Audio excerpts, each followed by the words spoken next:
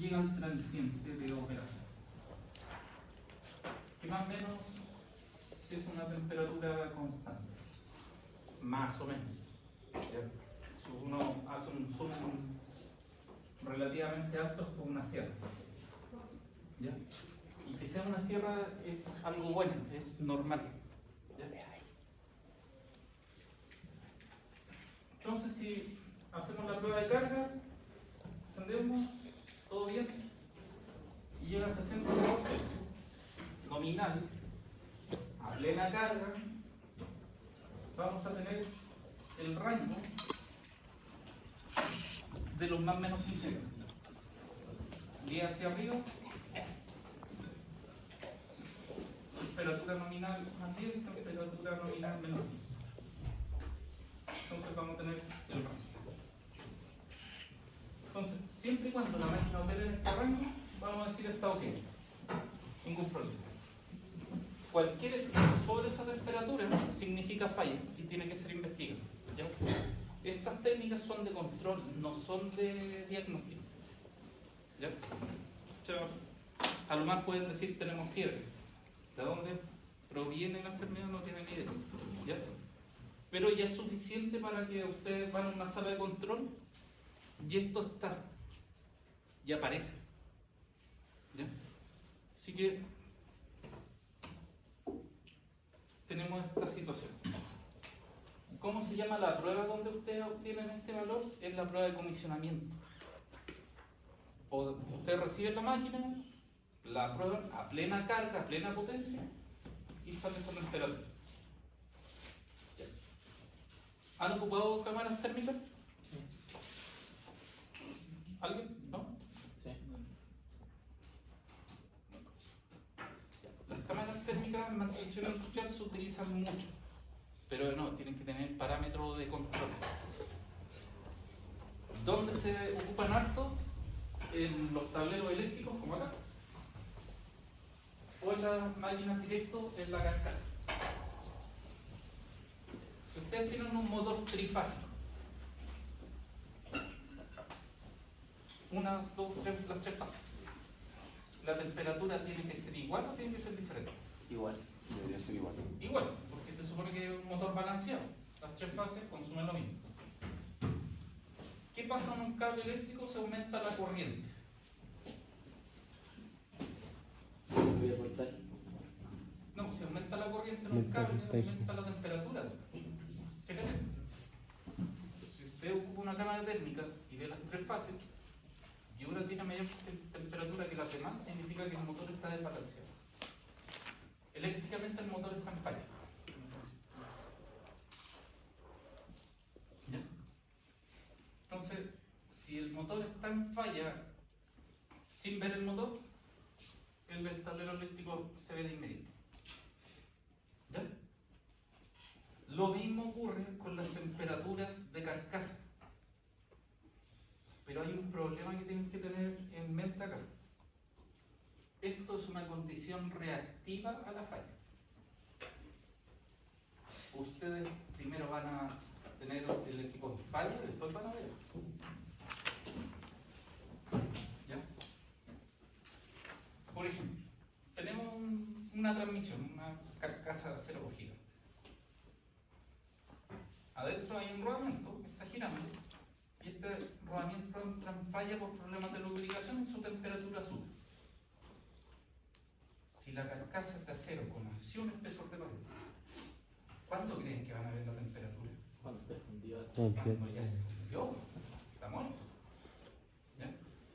Entonces, son para mantenimiento sintomático, no para diagnóstico. ¿Ya? Si ustedes quieren inspeccionar rápidamente para ver qué enfermedad hay o si el montaje está equivocado, no pueden usar termografía. Tienen que utilizar coplas. ¿Ya? Ubican las coplas de contacto por resistencia, la típica, el típico cablecito que lo colocan en contacto. Eso tienen que usar porque las máquinas en general tienen las perforaciones para llegar a los puntos de inspección.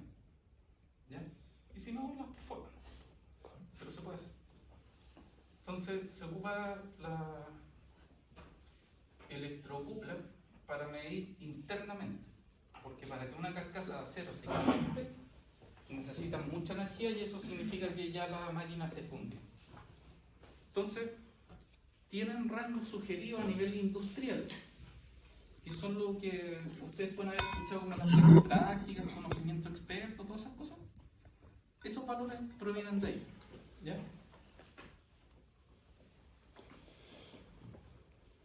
Después, análisis de corriente de motor o de circuito de motor. Si ves, las variaciones son súper pequeñas, ¿ya? Están hablando de que si en un motor o un sistema eléctrico hay variaciones de un 3%, estamos ok.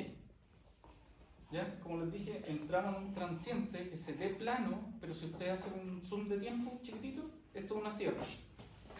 Y esa sierra no puede ser superior al 3%. Menor al 3, ok. Entre 3 al 5, problema. Mayor al 5, falla. Ni siquiera se preocupen de decir cuál es la falla. No, derechamente hay una falla. Ya tienen que tener sobre un 5% la variación de un motor. ¿Ya? El desbalance es muy alto y generalmente se destruye. ¿Cómo se destruye el motor? Se quema. El aislante, el barniz que trae el motor por dentro, se funde. ¿Ya? Después,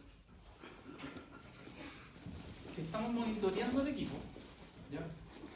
Eligen las variables críticas dependiendo del tipo de equipo, y después de esto ustedes tienen que fijarse en algunos detalles. ¿Ya? Fíjense acá, esta es la placa del motor. ¿Ya? El motor es como 2 veces este escritorio de tamaño. El motor eléctrico es como esta acá. ¿Ya? Pesa un par de toneladas. Fíjense, la corriente de la placa, el nominal son 253 amperes a 3300 volts. Ya, un motorcito. Igual que el de la bomba de la piscina. Un poquito más grande. ¿Ya? ¿Cuál es el detalle? Que cuando ustedes hagan sus proyectos de ingeniería, lo que ven en las placas es el nominal.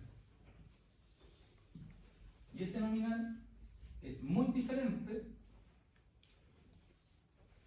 al de uso de capacidad. En general, las máquinas se tiene que el nominal va a ser igual a un factor de servicio por el uso, por así decirlo, por la intensidad. Es decir, ¿se acuerdan cuando en diseño mecánico ustedes les indican tiene que diseñar con un factor de seguridad? El análogo al factor de seguridad. No es lo mismo. ¿Ya? Simplemente el factor de servicio habla sobre la intensidad del uso que tiene. ¿Ya?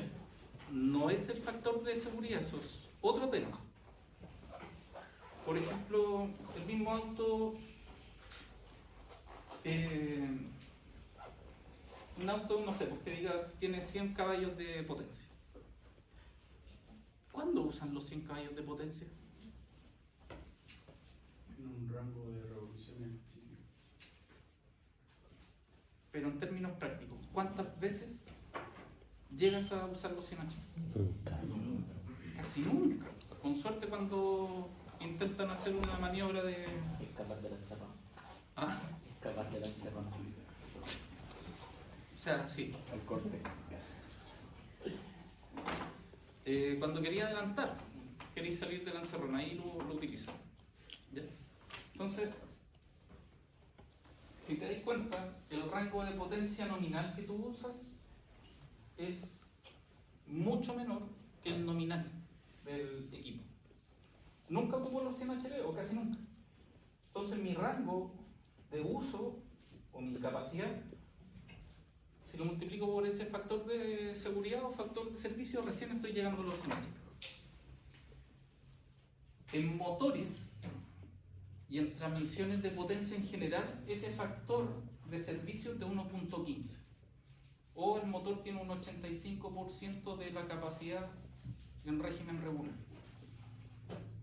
¿Ya? Y si se dan cuenta, ustedes nunca han visto un factor de seguridad de 1.15. No. En general 2, 5, 10, dependiendo del uso. Entonces el factor de servicio es respecto a una capacidad operativa y el factor de seguridad es una capacidad frente al diseño, a la máxima exigencia. Son cosas distintas. ¿Ya? ¿Puedes repetir eso? Se me olvidó. El factor de servicio es un elemento referente a la capacidad máxima de utilización, mientras que el factor de seguridad responde a la máxima exigencia del diseño.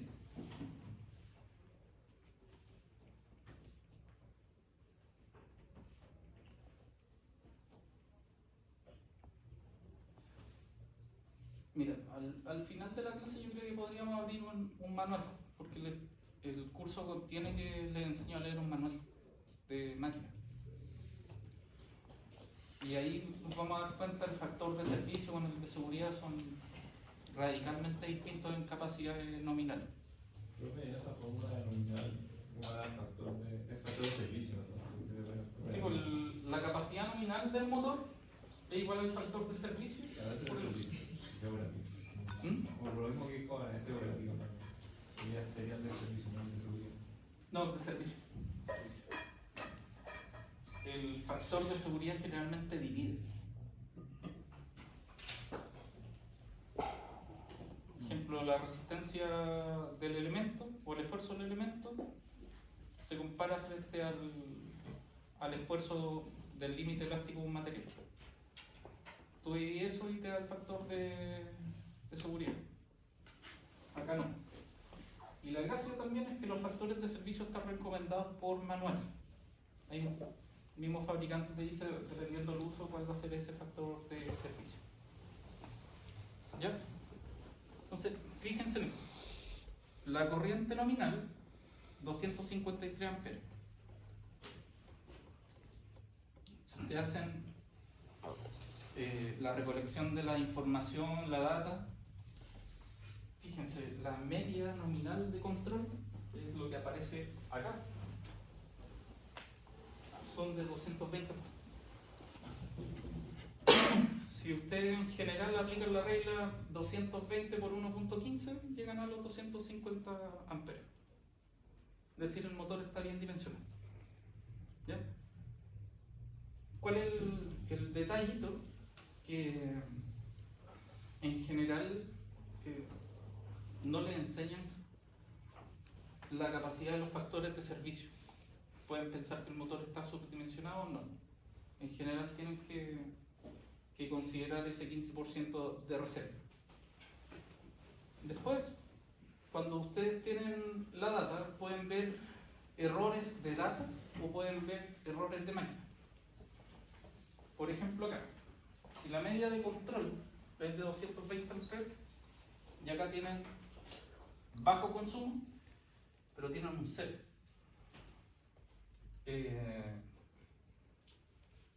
Fase A, fase B, fase C, un motor trifásico, corriente A, B y C. ¿Por qué tengo un buen valor nominal y acá tengo cero? ¿Murió una fase? ¿O murió el sensor? No. Cualquiera de las dos vale. Ah, pero el sensor es por fase. ¿Hay un sensor por fase? Entonces. Sí. Si no, ¿cómo no voy a identificar si el motor está desbalanceado si no tenéis corriente por fase? Y después acá. ¿Es normal que un motor suba el doble de su corriente? Sí. En los arranques. La corriente nominal de motor de arranque es mucho mayor a de operación, es un pic. Y después después baja. La corriente se refiere al amperaje. ¿Sí? Ya. Pero alta, enana. ¿Qué significa esto que esté tan bajito? Motor desbalanceado. Falla de corriente, falla de un polo, falla del entre hierro, del devanado. Ya cualquiera de ellas puede ser. Entonces, corrientes con diferencia del 400%. ¿Y la norma que les presenté cuánto decía? 3%. Entonces, por eso es tan estricta la norma. Porque cuando hay falla, no es por poco, es mucho. ¿Ya? Después hacen gráficos de seguimiento, de control. Esto está ahí, pero en un mayor rango de tiempo. ¿Ya? Pregunta. ¿Está bien el gráfico de la izquierda? Izquierda de usted. ¿Está bien o está mal? Acuérdense, máximo 3% de diferencia. Está mal. El de la derecha, ¿está bien o está mal? Hacia abajo también dice que se aprecia el desbalance de corriente. Ya. Acá se nota de inmediato que hay un problema. Acá hay una fase que está desplazada. Y acá, ¿cuál es el problema?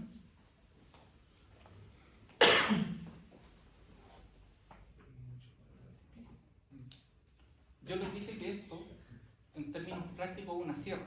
Se va moviendo. Pero ahí la sierra está. ¿Sí? ¿Estamos bien o estamos mal? Ya. Tenemos un serio problema de desbalance de corriente.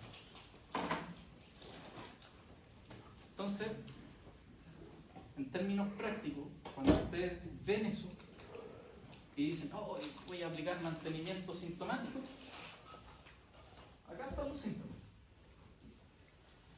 Todo tiene que ser relativamente normal, constante, un promedio, una media. Aquí no hay media. Es un desastre. ¿Ya? Esto es una falla de motor. Esto es falla de motor. Pero ¿cómo puede decir que la de la izquierda es falla de motor? Solamente viendo ese gráfico, no sé si esa diferencia efectivamente es más del 3%. Porque en una gráfica de 225 amperes un 3% no se ve. Está pegado. ¿Te fijáis que acá está el verde con el rojo? Pero están juntitos. ¿Y el azul? Corriente A, B, C. La corriente, acá la B con la C están juntas. Se comportan bien. Y acá te vais dando cuenta que se separan. ¿Ya? Si acuérdense que el motor eléctrico, literalmente un polo, es que tú le das un impulso por la mano. Estás haciendo esto, pero esta mano está impulsando más que esto. Entonces se están juntando los campos y están chocando. Imagínate que estás dando vuelta un engranaje, una ruedita, pero con las dos manos. Entonces, cuando las corrientes hay un desfase, es como que esta mano le está pegando a esta. Y tú deberías estar impulsando constantemente y no, pues estás haciendo golpes. Como esta corriente quiere seguir a esa, como le pegué a esta mano necesita menos carga. La otra le pegó. Baja la corriente. No sé si se entiende. Hagamos girar la rueda con las dos manos. Y siempre igual, como un pequeño impulso. Como esta se desfasó, le pegó a esta. Bajo la rueda. Como esta bajó, se retrasó. Y la otra quiere seguirlo. Se hizo. Entonces la que se aceleró para continuar este balance incrementa la corriente. Le pegó a la otra mano, bajó la corriente. Después, vuelve a subir, vuelve a bajar. Nos estabilizamos, bajé, subo. Golpe, quito el golpe. Y ahí voy. Entonces esos son los que en motores eléctricos es de balance de corriente porque te estoy acercando, y en hidráulica se llaman golpes de presión o bit. ¿Ya? Bien malo el ejemplo golpeando la mano, pero de hecho así funciona. Una fase se acerca a la otra. Ya, de nuevo hay problemas, se verifica que se pierde la normalidad. ¿Ya? Debería ser todo más o menos constante, no es constante. Y aquí viene un tema.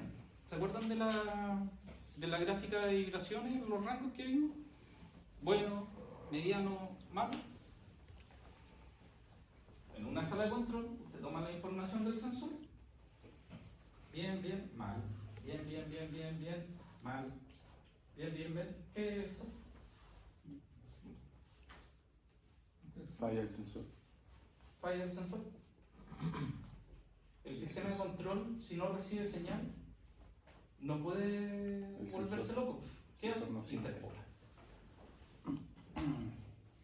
Los sistemas de control generalmente tienen un interpolante lineal. ¿Pero por qué ahí no me están llegando datos? ¿Falló el sensor? No, vaya.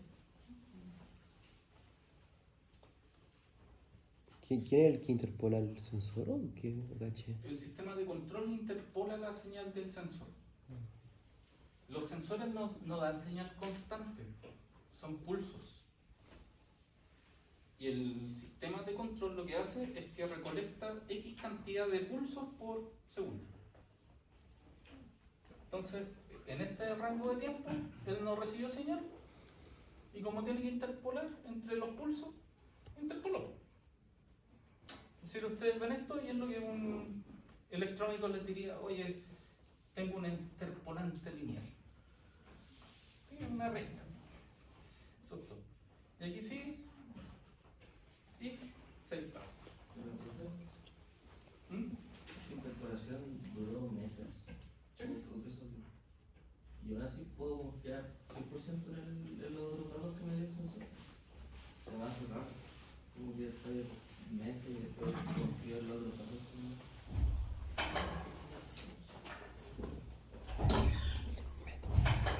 Por algo echaron al pobre viejo. No me manden a hacer inspecciones, generalmente piden gente, así que no me contraten para eso. Sí, falló el sensor, no lo repararon. Y de hecho acá hubo una falla grande cuando fui a hacer esa inspección. Y acá es que la gente no sabe interpretar esto. Entonces, lo normal que debe ocurrir en las máquinas es esta parte de acá. Se tiene que comportar esa sierrita pero chiquitita. Fluctuaciones grandes respecto a la normalidad de la operación son fallas. Imagínate acá cómo está ahí. Entonces, es como, no, si estoy bien, porque la norma dice que estoy bien. Pero esto no es normal que ocurra. Cuando ustedes ven gráficos de control, 3 puntos hacia arriba, 5 puntos hacia arriba, 5 hacia abajo, que la sierra no es aleatoria y dentro de un límite acotado, es falla del proceso. Acá hay fallas de proceso, pero hay poco conocimiento técnico real respecto a esta situación. ¿Sí? En ese punto es como considerarlo el punto amarillo del acuerdo de cosas. Está viejita, como que tiene falla, pero. No, este es el rango de viejito. Ya. Ah, ya, perfecto. Ahí no había la amarilla. Sí. No, esto significa falla de proceso. Aquí estáis bien, en esta sección. Acá estamos bien. Acá estamos horribles. ¿Ya? Entonces, si lo quieren ver como desde un punto de vista de capacidad productiva o de procesamiento o de fabricación, lo que se hace es primero controlar controlar la variabilidad y después pueden mejorar. ¿Han escuchado esa típica frase, si no puedo medir, no puedo mejorar? Ya, uno es medir. Después de que usted mide, controla la variabilidad de la medida. O sea, para pasar de esto a algo aceptable, hay que suavizar esta línea para que quede como esto. Y eso es controlar la variabilidad. Aquí la variabilidad es baja, acá la variabilidad es alta. Y siempre que usted tiene alta variabilidad, inclusive si está en un rango bueno, se denominan procesos fuera de control. Y los procesos fuera de control inducen o son el síntoma primario de una falla catastrófica, que es lo que ven acá. Esta es el inicio de la tormenta y aquí ya fue el desastre. Entonces, ¿cuál es el problema acá? Que cuando un sensor ya detecta esto, ya está muerto. Entonces, el predictivo tiene que estar acá. Cuando usted está sano, usted se hace el examen, no cuando se siente mal. Y cuando le decía que a veces, o sea, la máquina podéis como o sea, la clase pasada, que la máquina estaba en un punto y dejarla ahí nomás, como que no sabéis cómo se llama, ahí nomás está bien. En ese caso igual sigue dentro, aunque sabéis que hay como error, por como alta variabilidad, pero igual está dentro del banco, igual es como dejarlo ahí como que sea, cambiar otra cosa. No tienes que intervenir la máquina, eso es otra cosa. Acá, cuando tú estás haciendo un predictivo, tú tienes que reconocer que estás en falla aunque estés en un rango aceptable. Acá tienes microcarga, acá tratamiento conducto. No quieres llegar al tratamiento conducto, quieres tratar con una pequeña caries. Acá está. ¿Te duele una pequeña caries? No. ¿Una grande? Sí. Acá ya podéis hacer el tratamiento conducto o perder el tiempo. ¿Sí? Que en el segmento anterior ya estaba como se veía en falla y después hay una parte que está bien y después vuelve a fallar. Eso como que no lo capto, como que estaba peor, se puso mejor y falló. Es como han escuchado que la gente que está por fallecer tiene su ventanita de lucidez y después se va. Sí, acá también en la máquina les pasa. Suena feo. No, mira, vamos a hacer un ejemplo gráfico. Sobre profe, al final, en ese caso, sí hay una intervención, no de la máquina, sino como de cosas como otra M. Como sería intervención, pero no en la máquina, como otra M. Mira, es que esta técnica todavía es muy básica, pero si tú sabes que estás con problemas, podemos hacer un examen más elaborado. Por ejemplo, esto está midiendo el nivel vibratorio, pero no está midiendo la capacidad vibratoria, que sería un espectro de vibración. Por ejemplo, el médico te toma con el estetoscopio, te mide las pulsaciones, dice, hay un ruido raro. Listo. Ruido raro. Para saber de qué proviene ese ruido raro, te puede hacer un electrocardiograma. Y ahí se ve la forma de onda del corazón. Se han hecho un electro. Y se ve la onda y el pic vibratorio y sí. Estas máquinas también se puede hacer y eso se llama espectro de vibración. Y esa es técnica de diagnóstico.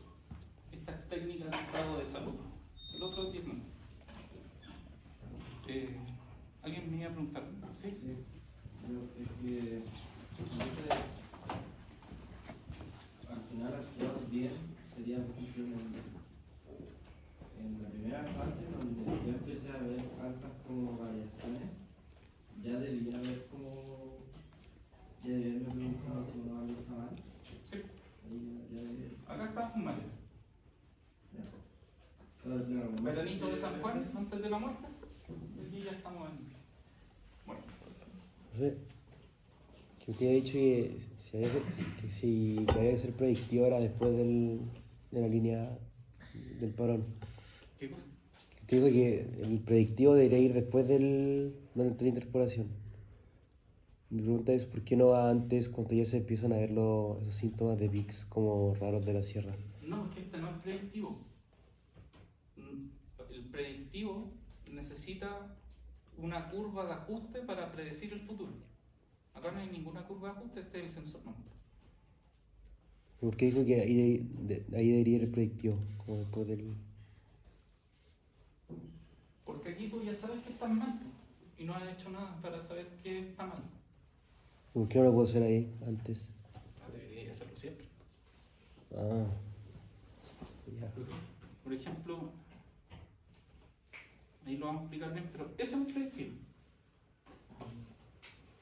Porque están todos los datos que vieron antes con la curva respectiva y la ecuación que la representa, y tú puedes decir en qué fase futura tú quieres cambiar. ¿Ya? Pero primero para explicar el estado de salud bueno antes de morir. ¿Sí? Que allá hay un ejemplo de temperatura versus tiempo, ¿Mm? y acá es de milímetros por segundo versus tiempo. O sea, ¿cuándo se debe usar? ¿Qué gráfico, qué gráfico corresponde a qué análisis? ¿El mismo análisis? Es que en el de allá dijo un ejemplo de temperatura versus tiempo, que también era lo de si estaba en un rango de vibración. Era todo. Pero acá no estamos analizando temperatura versus tiempo. De vibración versus tiempo. ¿Pero es el mismo análisis? Sí. El análisis sintomático lo que intenta darte como visión general es que no haya variabilidad en el proceso. Esto de alta variabilidad o proceso fuera de control, esto es un proceso dentro de control. Pero no te está diciendo qué, por eso es solamente un síntoma. Mucha fiebre, poca fiebre. Si tú haces el ejemplo de la fiebre, tú te vas a considerar que estás sano si a la semana te dan 3 episodios con fiebre. Y si todas las semanas te da fiebre, ¿estás sano o estás enfermo? ¿Y de qué? Entonces, con eso, simplemente estoy enfermo, tengo que entrar a hacer más estudios.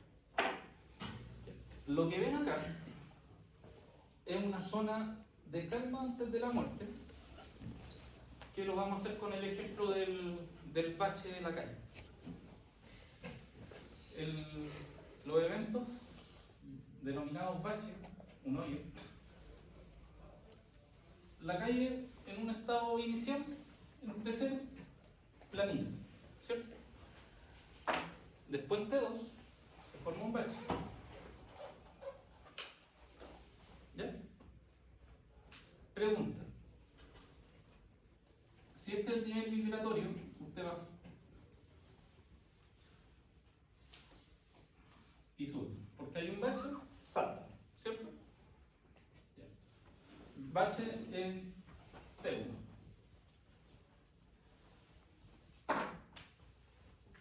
Si el bache es más grande, ¿el auto salta más o salta menos? Menos. Si ahora el bache es más grande, Menos. ¿salta más o salta menos? Menos.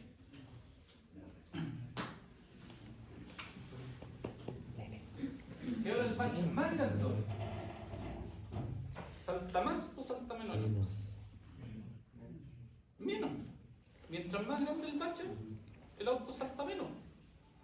De hecho, una recta no es nada más que una curva muy larga. ¿No?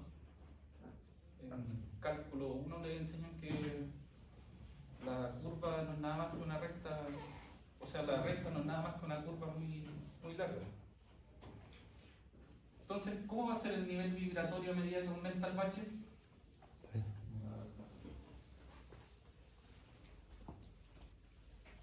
¿En qué estado el bache es más crítico? ¿Acá o acá?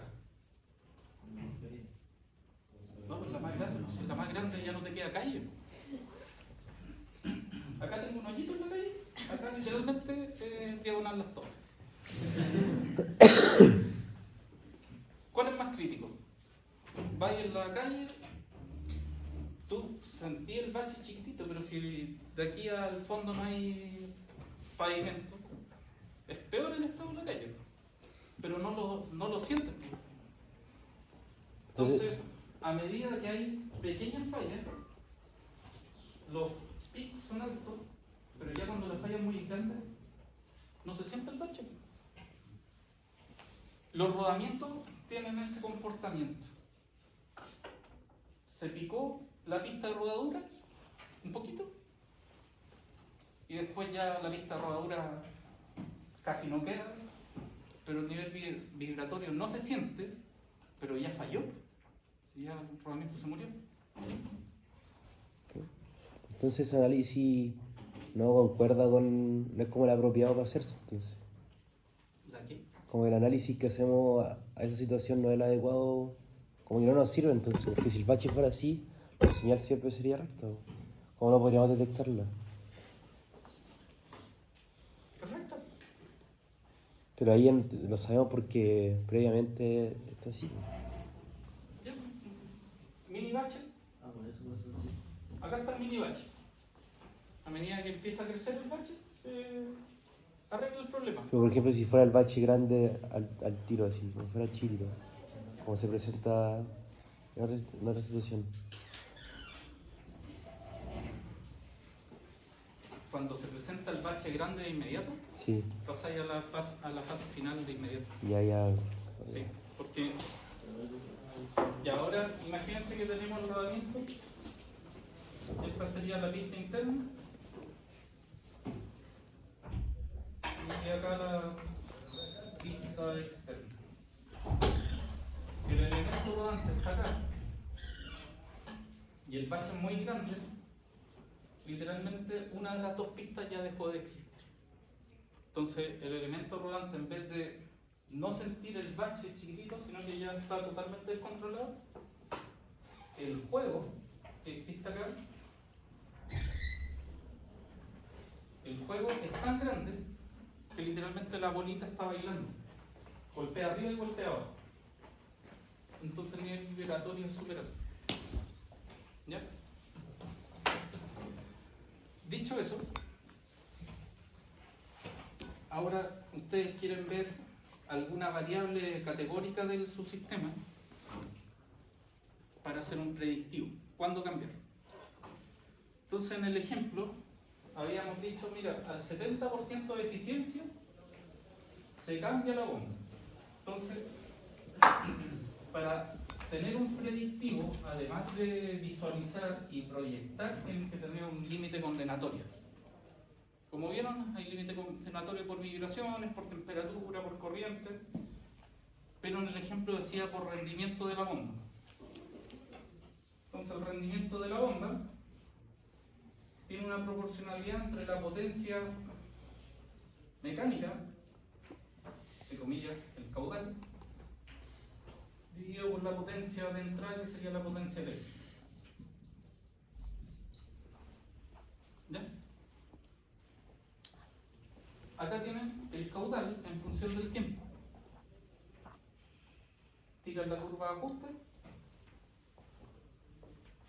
El caudal tiene una curva negativa en función del tiempo con la constante y el ajuste. Entonces, como pueden fijarse, a medida que avanza el tiempo, la bomba pierde caudal. ¿Y la corriente cómo se comporta? La corriente es prácticamente una constante de la capacidad nominal. Prácticamente recta. Entonces, acá hay una eficiencia positiva, hay mayor caudal que corriente, pero acá se nos invirtió el papel. Entonces tú puedes decir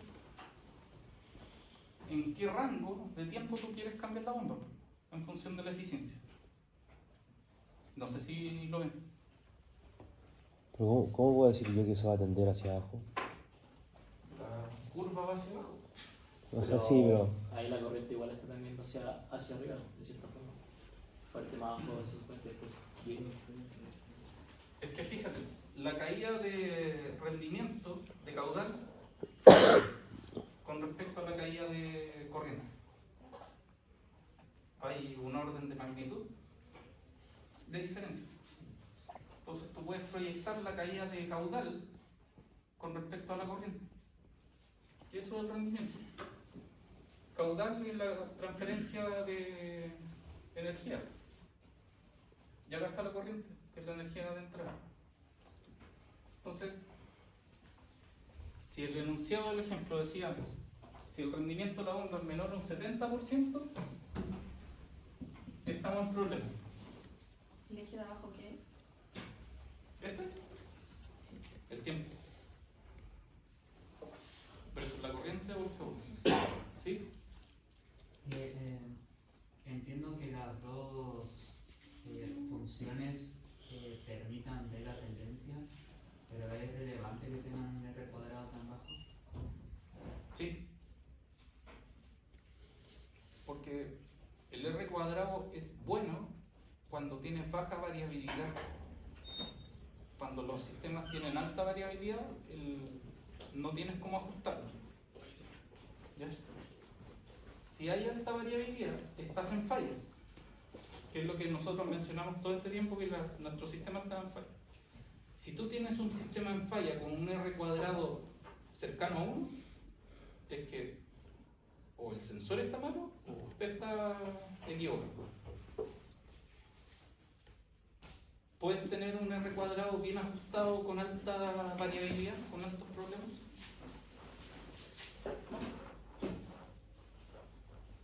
Para el proyecto de ustedes que tienen que empezar a mirar inteligencia artificial. ¿Inteligencia artificial va a ser capaz de predecir esto?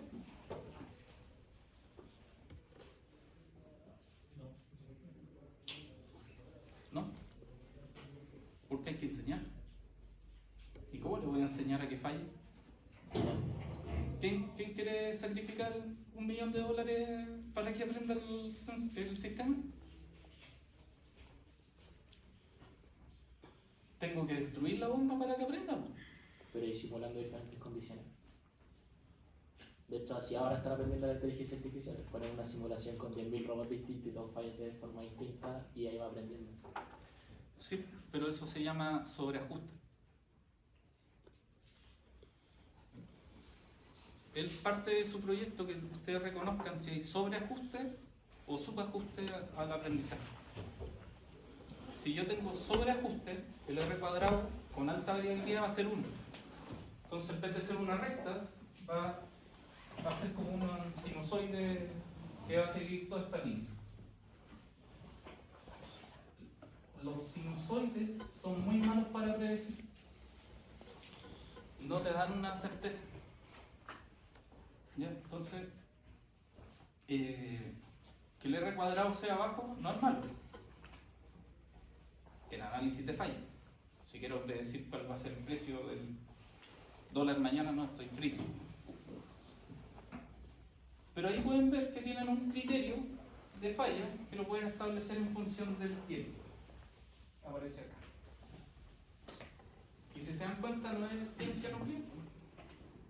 Es relativamente sencillo, pero tienen que tener los criterios adecuados. ¿Ya?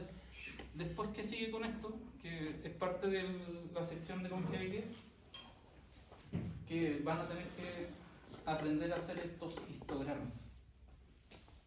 ¿Ya? Hay una clase que vamos a dedicar solamente a hacer estas cosas, pero se los presento antes para que entiendan cuál es la utilidad de esto. Que el histograma de fallas, ustedes recuerdan, nosotros siempre hablamos de la distribución normal o la Weyl, cuando estamos ahí. ¿Ya? Como nosotros queremos ver fallas, lo que ven ahí está relativamente bien, porque si nosotros acá tenemos el tiempo, nosotros queremos que esto se desplace lo más posible hacia la derecha, es decir, que la máquina viva más. No queremos que el proceso esté centrado, queremos que esté secado hacia la derecha. Y este es un proceso secado hacia la derecha, se va hacia allá la curva. ¿Ya? Entonces la máquina se comporta relativamente bien. Entonces ahora el concepto que ustedes tienen que buscar cuando hagan este tipo de situaciones es medir el tiempo con respecto a las fallas. Si ven eso de allá, visceralmente, al ojímetro, ¿cuándo debería yo intervenir la máquina? Solo con el gráfico que ven ahí. ¿Dónde se concentra la falla? El número de fallas. Sobre el 6100. Por acá, ¿cierto? Yo he dicho un poco antes. Pero el primer pic alto de falla está acá. O sea, uno, se concentran los individuos y además hay un pic. Ya, vamos a más o menos por acá. 6.400, 6.700, por ahí estamos.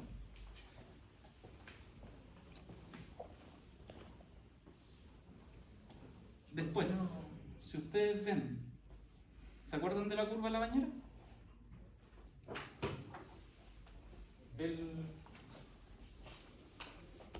Acá teníamos el beta menor que 1, beta igual a 1, beta mayor que 1. Mortalidad infantil, vida útil, fallos por desgaste. Si el rendimiento de la bomba baja en función del tiempo, ¿qué significa? Mecánicamente hablando.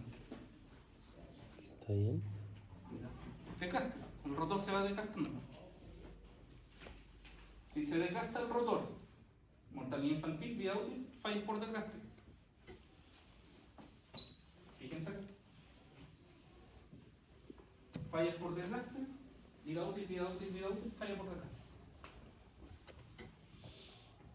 ¿Se ve o no? Ya. Después, mortalidad, sobrevivencia o confiabilidad. ¿Dónde se dispara la tasa de falla? Acá ya está declarado, pero ¿dónde como que cambia rotundamente? 6.007. ¿Dónde se cae la confiabilidad? 1004, 2007. Dicho 6.700. ¿Cuándo ustedes deberían cambiar la bomba? ¿A qué eurómetro? 6.007. ¿Ya? Entonces, si ustedes se dan cuenta, al graficar todo esto, ni siquiera estamos haciendo el cálculo de ajuste de la curva de confiabilidad. Estamos graficando un histograma súper básico. De hecho, si esta es la cantidad de fallas instantáneas, es dividir eso en el intervalo. Tengo 4 sobre 94, 0. La diferencia, la tasa instantánea. ¿Se repite porque no hay falla? Lo mismo. Como es la acumulada, 0,04 más 0,02. Es una suma súper simple. ¿Ya? Entonces, ustedes se pueden dar cuenta que ya no es tan terrible hablar de mantención predictiva como pedía el enunciado.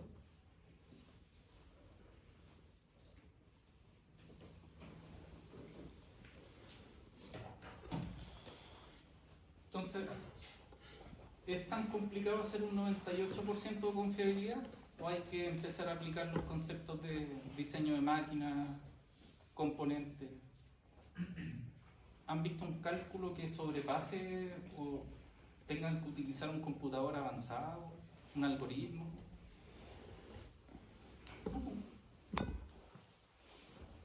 Entender qué es lo que es la confiabilidad es también expresar que si un componente falla tiene que haber un respaldo. ¿Ya? Miren.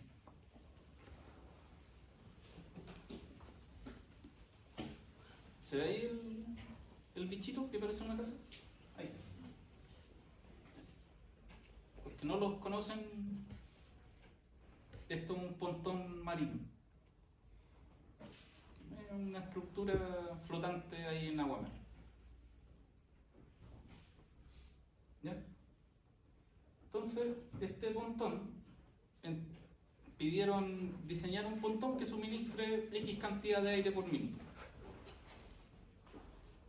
Con cierta confiabilidad, con cierta tasa de falla y que no se dispare el costo. Tengo de nuevo las mismas opciones. Un mega compresor o varios compresores pequeños. ¿Qué es más factible de hacer? ¿Qué es más económico de hacer? Y que no falle. Entonces, el mega compresor tiene el detalle de que es más eficiente, pero si falla se murió la planta. ¿Cuál es la solución que puedo tener? Redundantes parciales. No todos operan, tengo capacidad de hacer mantención, son más económicos, son más accesibles en el mercado y puedo hacer estos diseños. ¿Ya? Entonces, como pueden ver, es mucho más factible tener elementos parciales pequeños que unos gigantes. ¿Ya? No todas las industrias aceptan esto por si acaso, pero en general la regla del divide y vencerás se aplica. ¿Sí? Que por ejemplo, ¿qué tanto hubiera cambiado si hubiéramos aumentado como hacer un compresor más grande? O sea, en vez de tener 4, tener 3, por ejemplo, pero que esos sean mucho mejores. ¿Hubiera cambiado mucho eso? Pero de esos 3, ¿uno es capaz de cumplir o necesito los 3 para cumplir? No, igual siendo ese mismo esquema de los redundantes. Siendo el mismo esquema que hay ahí, que necesito uno para cumplir y recaigo los otros 2 y salgo. O sea, si en vez de tener 8 tengo 5 y cumplo con 3, algo así. Sí. Y son mejores, obviamente, los de ahora. Mira, principalmente cuando llegáis al límite técnico, tienes que entrar al límite comercial. Ya. Hay proveedores, hay máquinas disponibles, hay sistemas disponibles, hay reparadores disponibles, hay maestranza disponible. ¿Ya?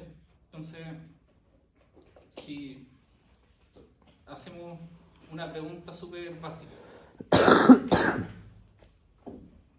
¿Cuántos fabricantes de compresores industriales hay disponibles en Chile? ¿Fabricante en Chile o qué importa? Fabricantes. No hay. En Chile no se fabrican compresores.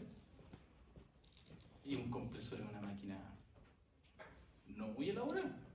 Un tornillo en una carcasa.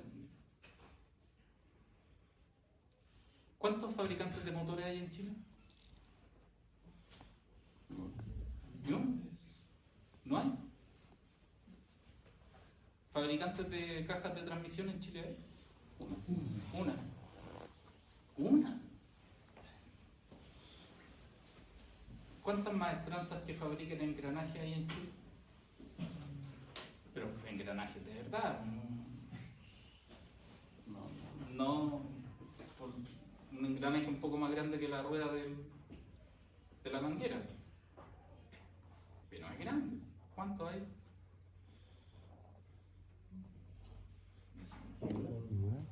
Yo conozco uno, pero no sé si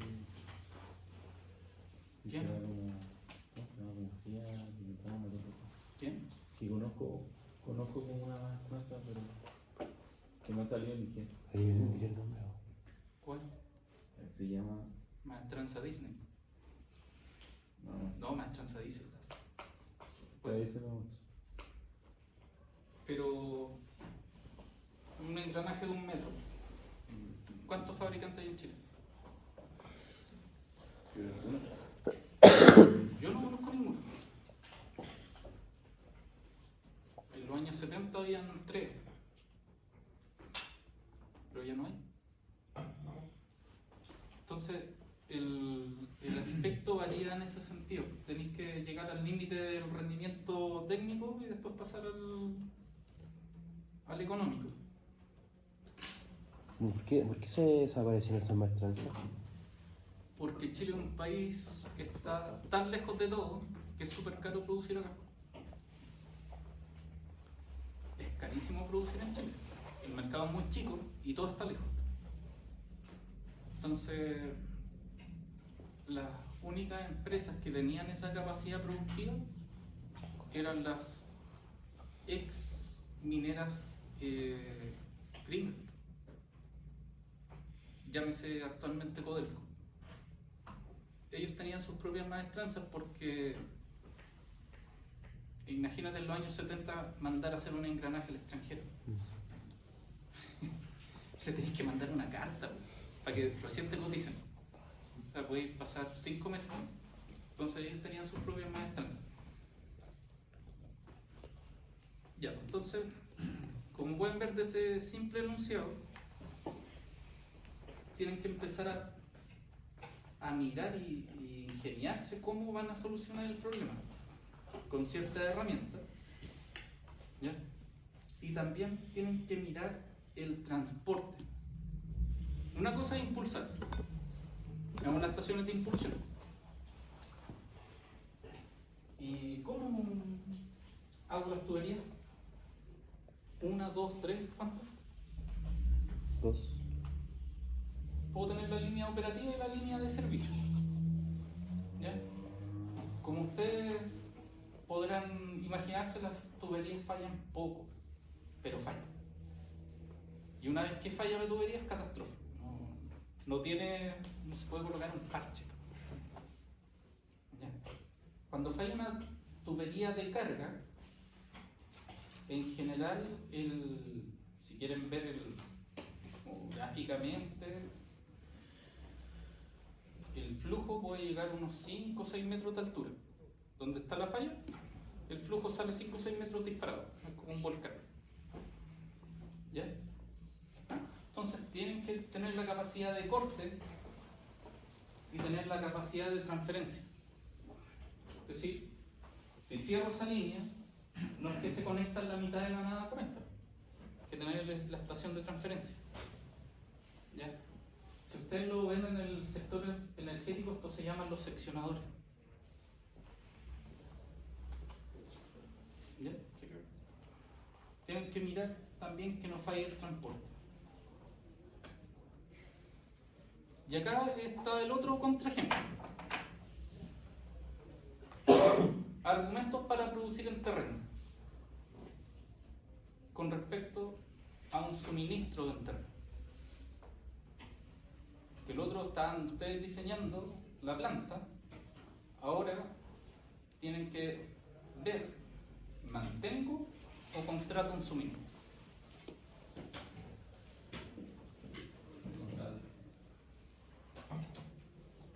Yo creo que casi que es una combinación. Tienes los de suministro de reserva y contiene.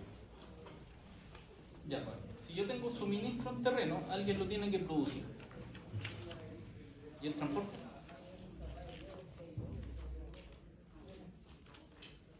Ese es el detalle. ¿Acá hay transporte? No. No, pero ¿Necesita energía? suministro como reserva, digamos, solamente. Sí, pero ya estáis pagando, estáis duplicando. Ni porque no tiene un recambio constante, solamente lo tienes ahí en caso de emergencia y si llega a hacer falta. Pero tenéis que elegir entre eso y eso. Ah. ¿Requiere energía? ¿El cilindro de gas de su casa requiere energía adicional? No, la energía está mantenida por la presión interna. ¿Una fábrica necesita energía? ¿Problema energético? No hay problema energético. ¿El cilindro de su casa tiene mantenimiento? No. ¿Y una fábrica? Sí. Entonces, mantención, energía, chuta, tiene que haber alguna variable que me dé la opción de elegir. Hoy en día, la más gravitante es el costo del combustible. Energía, transporte. Este nicho lo puedo producir con electricidad. Este no, este necesita energía química. Diésel. Si el precio del diésel se dispara, ¿cuál es más rentable? Suministro de terreno. Si el precio del diésel baja, ¿qué me conviene? Producir. ¿Ya? Entonces, tienen que elegir la variable crítica que, como dice la canción, ¿cuál es el límite que rompe el deseo? Tienen que encontrar esa variable crítica. En general, pasa a ser una variable económica. Porque si, imagínense, tengo un buen proveedor, tiene capacidad disponible, me atiende bien, buen precio, ¿por qué voy a elegir este cacho de producir en terreno? Tiene sus ventajas, por algo existe. Pero este bicho es muy sencillo de operar, este es complejo, pero ¿cuál es la diferencia? Acuérdense que gestión de activos no es mantención, es la conservación de una capacidad productiva.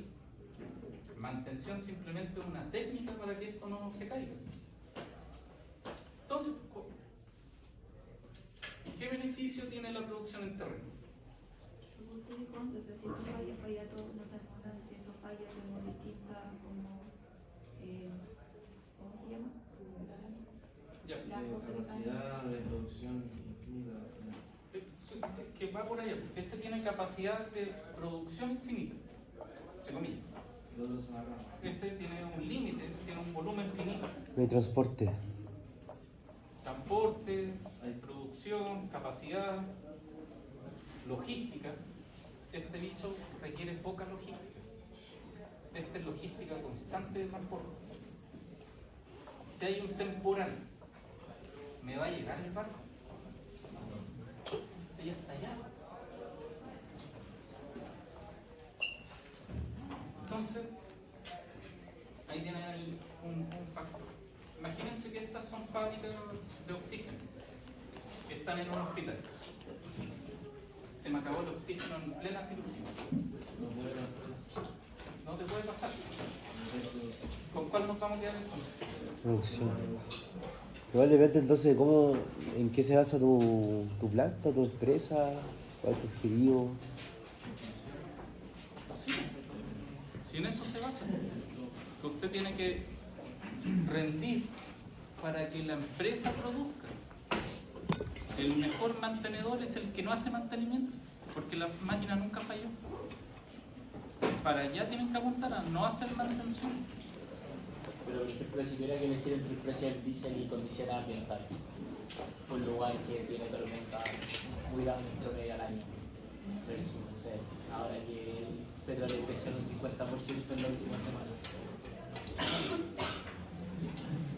Pero ¿y ya tenéis tu variable? Pero una es a favor y otra es contra. Tiene que dar los números. Yo creo que es un número. Ahí tienes tu número. ¿Está listo? ¿Cuánto personal necesitáis para suministrar un terreno? Poca. Cero. ¿O tú contratáis al viejito que te va a dejar el gas? No. Tú le pagáis por el producto. Pero para la fábrica, ¿cuánta gente vaya a necesitar?